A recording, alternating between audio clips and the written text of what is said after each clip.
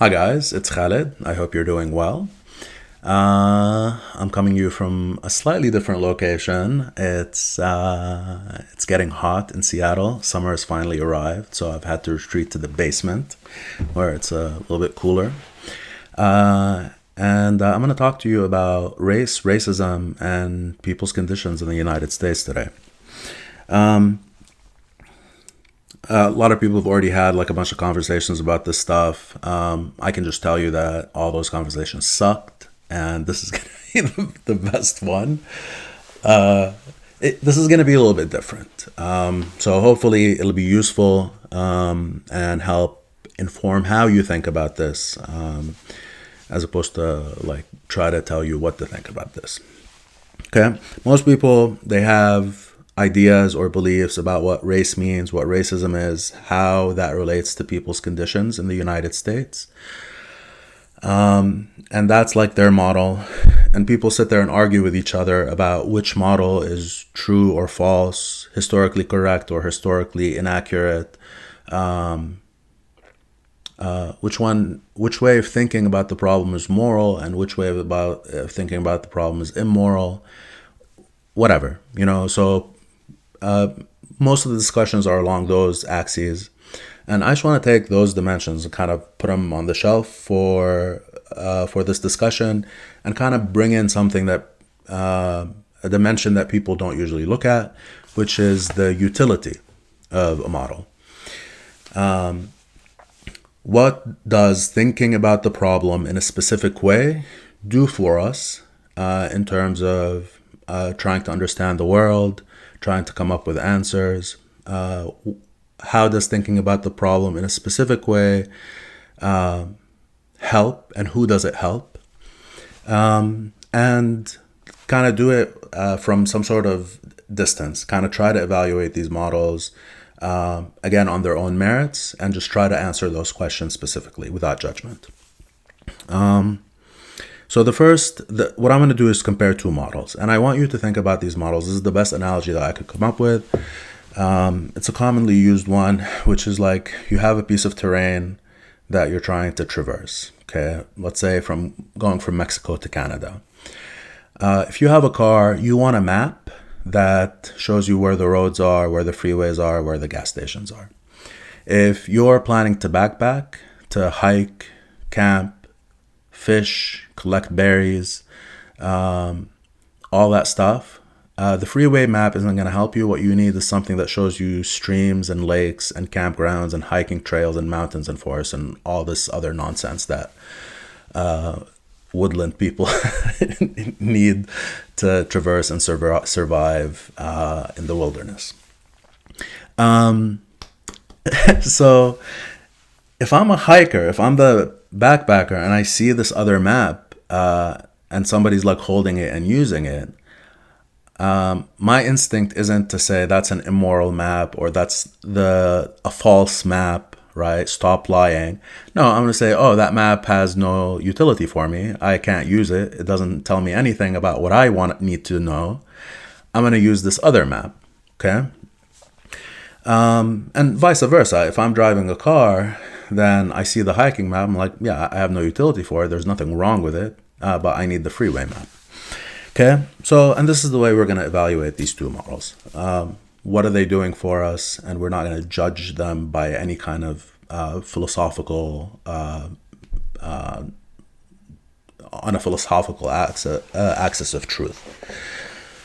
So the two models that I'm going to compare today are sort of exactly opposite each other in a way.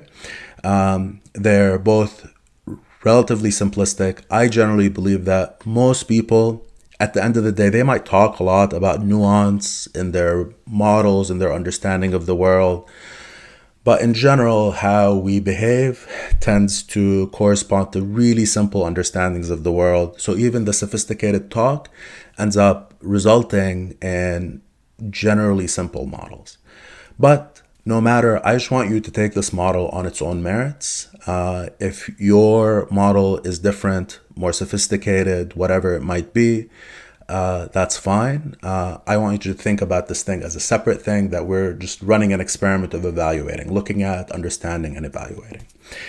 So the first model is something that's similar to how most people think about race in the United States, I think, based on what I hear, the conversations that I have. And it's something along these lines. There's this thing called race. It's a solid concept in society that can't change. People have different opinions about how race came about. It's biological, it's socially constructed, it's intentionally constructed by nefarious actors, whatever it might be. End of the story is that race is real and it's going to stay with us, and it's been with us. From that, you get racial bias.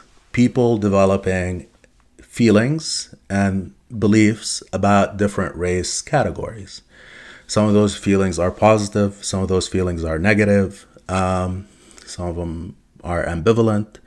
But the negative feelings in this map, in this model, turn into negative racial behaviors, social behaviors, something that you do to another person or you observe people doing to each other.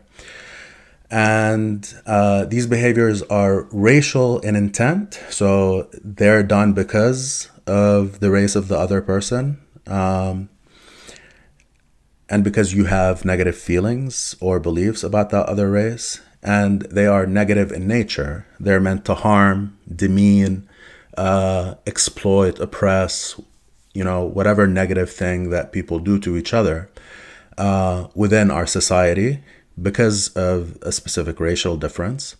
And then the net result, so the final step in this model in explaining the world and our history here in the United States, is that the racisms that we do to each other accumulate over time and accumulate as a function of how widespread racial bias, negative racial bias is, and how widespread negative racial behavior is, that we end up with a consistent pattern of material disadvantage that's drawn along racial lines. Okay? Pretty straightforward. It's close to how most people think about race, especially at the moments of instinct, kind of like when we look at a thing and we want to grasp to the first possible explanation. This is the closest thing that most people grab onto. Okay? The second model is basically the first model, but front to back. Okay? And I just want to make a quick note here. Please go read a book called Racecraft by Karen Barbara Fields. All the stuff that's out there right now is literal garbage that nobody should read. It's amazing that at this moment for me, people aren't just flocking to the Field Sisters book, but that's the tragedy of our times. Okay, so my model is influence, or like they gave me the grammar, like the nature of the relationships between things. In my model, and it's such a good book. Please read it. So, like I said, it's front to back, and we start our big immovable thing is this idea that material conditions, people's conditions in a stable society or in a stable system like capitalism tend not to change over time, okay? Or change very little over time. So if 10 generations back, your family was rich, chances are you're rich. If 10 generations back, your family was dirt poor, chances are you're dirt poor. And the caveat being chances are, right? There are, of course, anomalies, rich people failing dramatically, or fail sons having like terrible offshoots. But with that piece of knowledge, like with that nugget, in the United States, there was a historical anomaly that occurred, which is that a whole group of people were moved from Africa against their will and brought over, and these people shared a distinct ethnic background, or one that was distinct from the rest of the population. And they were brought here, and as a group, they were forced into a labor relationship that made their material conditions worse than everybody else's, or very distinct. And this is the material relationship of slavery, the labor relation of slavery, where people basically didn't even own themselves. And what happened is, based on the model, over time, those conditions maintain themselves. There's nothing that allows for them to change. Within my concept, the only thing that changes a stable system is political action, and significant political action. And when that happens, either the conditions change, where like you manage to redistribute some of the wealth, or the rules change slightly to allow for some of the wealth to be less concentrated, hopefully, within this relatively stable system. Okay? So kind of like this is the big equivalent to the concept of race in the first model, is the concept of relatively static conditions. And from that, racisms actually manifest. So if I, as a human being in society, I've observed this standing pattern of a power dynamic that exists, a material difference dynamic that exists, and this dynamic, for me, is recognizable along these racial categories, then my behavior unconsciously is going to reflect this observation. Okay, so I'm going to do negative racial social behaviors that I'm going to recognize as being racial in nature, or I'm going to explain as being racial in nature, and other people are going to observe and understand, because of the long pattern in society and how I'm behaving as a result of it, explain that as being racial in nature. So I see a behavior, it's negative, it recognizes or operates under this subconscious knowledge that there's material disadvantage. And then I assume that either I am expressing a negative racial bias, or that the interaction that I'm observing is negative racial bias. So now racial bias is a real social thing, okay, observed based on negative racial behavior, which then leads me to conclude finally within the model that race must be a real social element that we all accept, because that's the only way to explain the negative racial behavior and the assumed negative racial bias. Okay, and this is the second map, and again, I just want to emphasize that this map, okay, isn't meant to represent an ultimate truth. I don't care about that, right? It's just a way of thinking about the world. It makes a set of claims, and then the question is, what does thinking about the world in this way do for us? Okay, so let's talk about what these models are supposed to do for us. Really, they want to do a couple of things, these political maps. One, they should help us understand the world in a pretty consistent, robust way.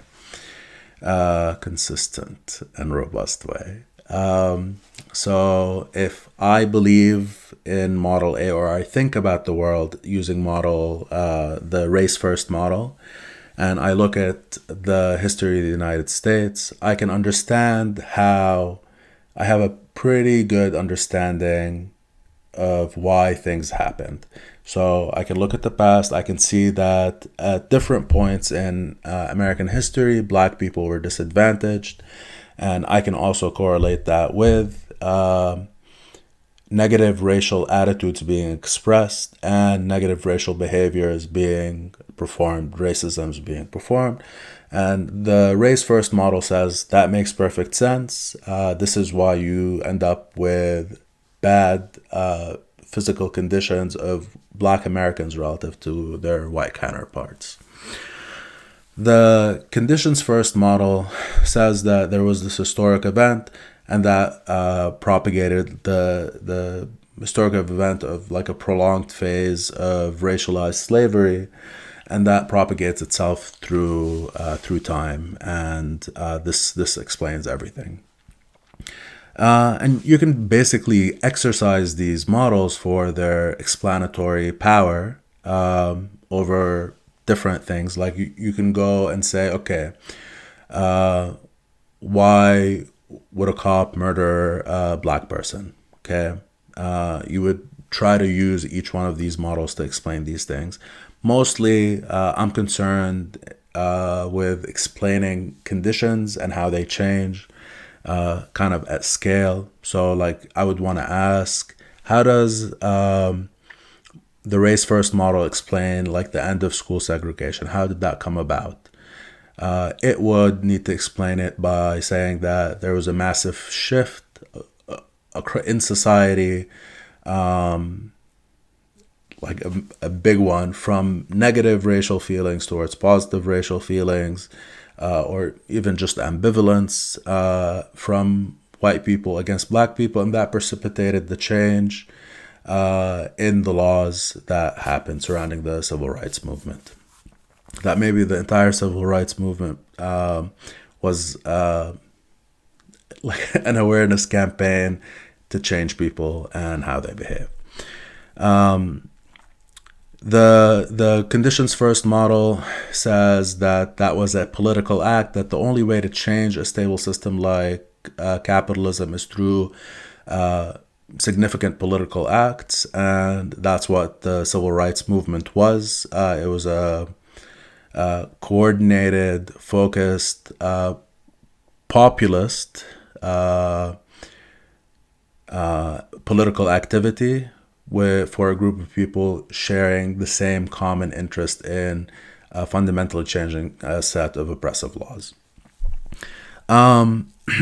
Okay, so you can exercise these models as much as you want and judge which one provides a better, more satisfying explanatory model. Okay. The second piece, and part of that like explanatory model is one thing that the conditions first thing fails to do is provide people with a good villain, right? There is not enough agency in the conditions first model, right? There are no people to point at and say that these are the bad guys that can be held to account, and these people are victims. It just says that the system victimizes everybody to different degrees. The race first model has clear villains, people that you can objectively say in that narrative are responsible for doing negative racial behaviors that cause that material harm. There's a causal relationship there that takes you to individuals. So for a lot of people, that's really important and meaningful, and makes that model a little bit more resonant in terms of how it explains the world, because we as human beings have a tendency to want to put a name to the crime, or a face to the crime, and figure out who done it, right? And it has to be a human being. We love agency. It's like we seek it. So the second thing that it needs to do, the model, if it's worthy of our attention, is it should recommend some sort of solution. And in our case, that's really easy to suss out. Think of yourself as an 8-year-old child. If somebody told you that the reason that Black Americans are at a disadvantage in society, and the explanation that you held in your head was the race first model, chances are your answer for what to do would be something along the lines of, let's get people to be less racist, and let's make sure they don't do racist things. Okay? And essentially this is the overall response to this moment, is the heightening of racial grievances and awareness, and a demand that or kind of a recommendation for people to change their personal attitudes, by, again, programs of, self-development or learning,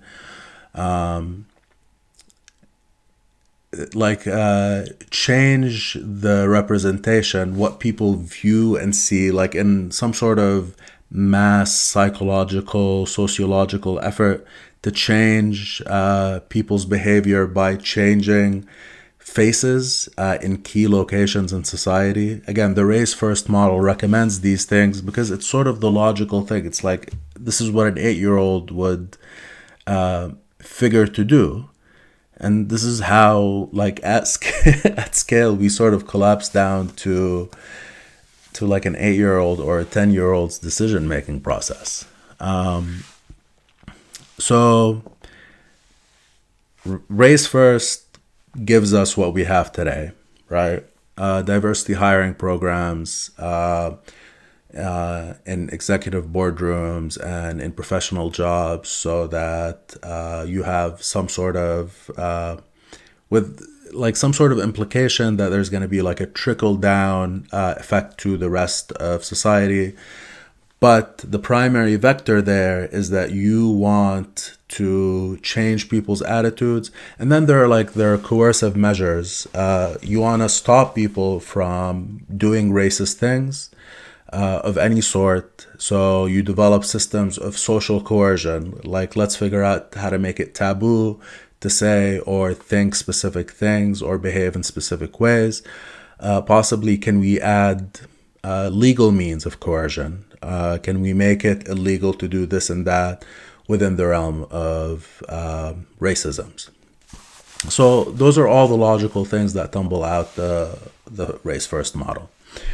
The conditions first model, like, as an 8-year-old, if I look at that and the person, all they're telling me is that, hey, conditions persist, I have no choice but to say that, well, then we just need to fix the conditions. We need to go take the money from the rich people or the people who have it and give it to the poor people, figure out how to move power from those who have it to those who don't. That's the only solution. And so that is a very, very different thing. If I want to make that into a real action, I have no choice but to start thinking politically, right?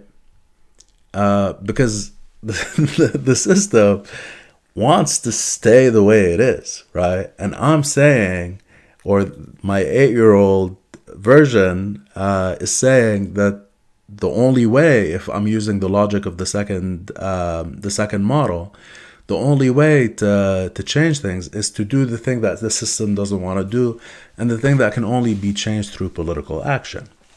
Okay?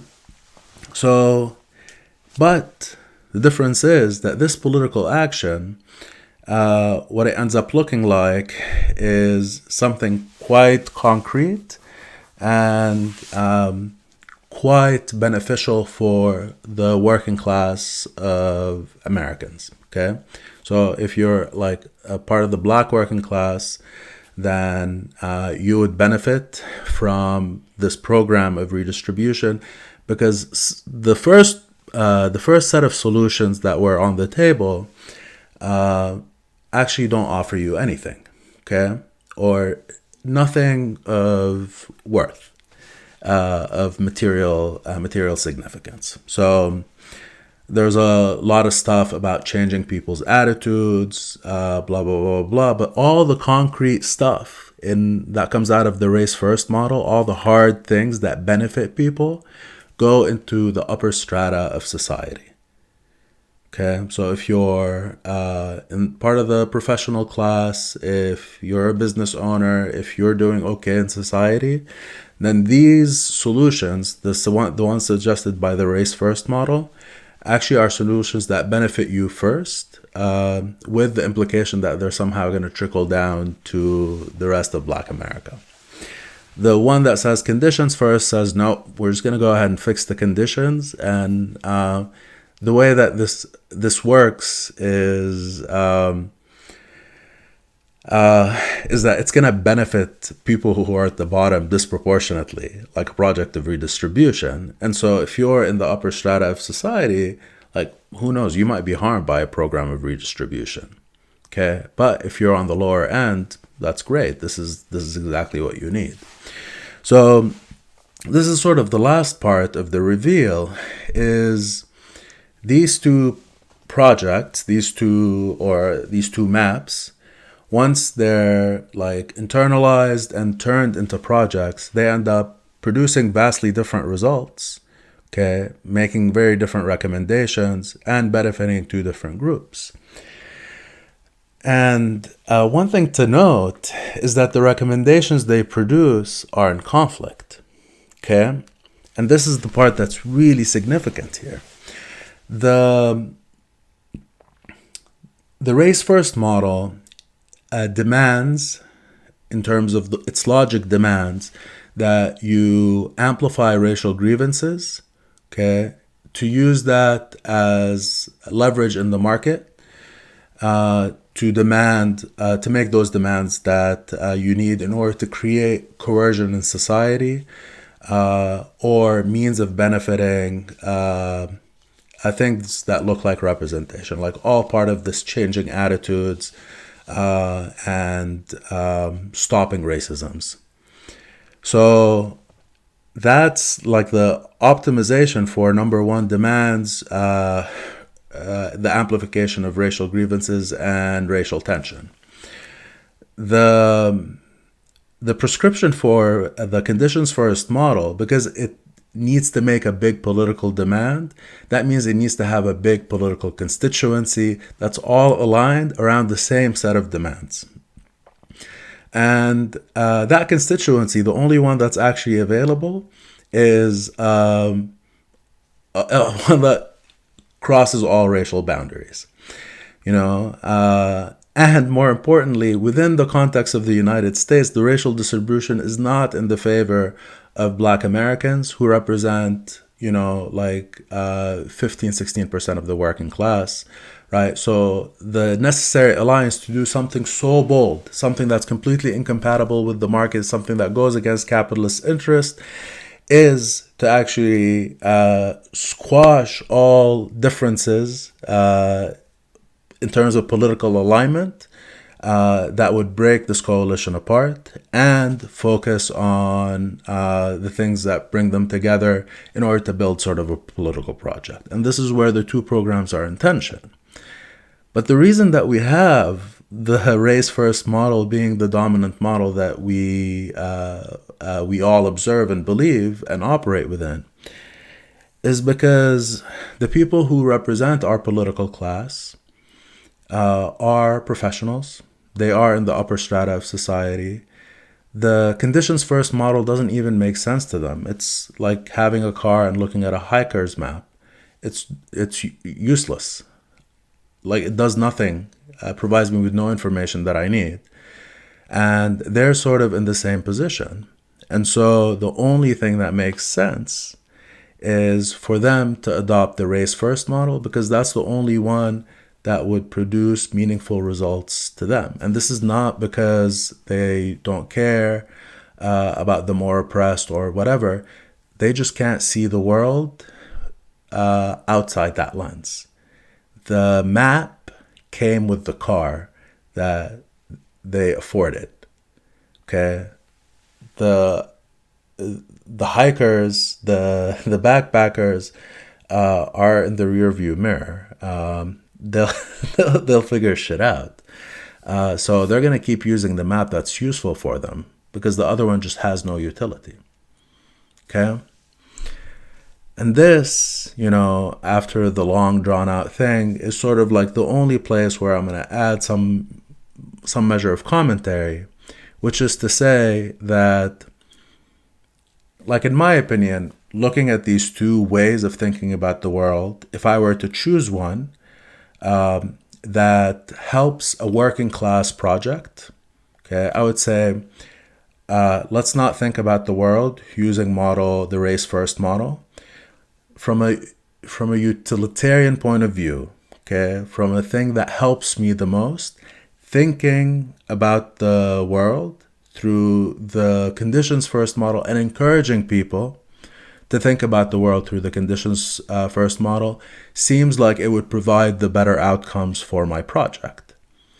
Okay?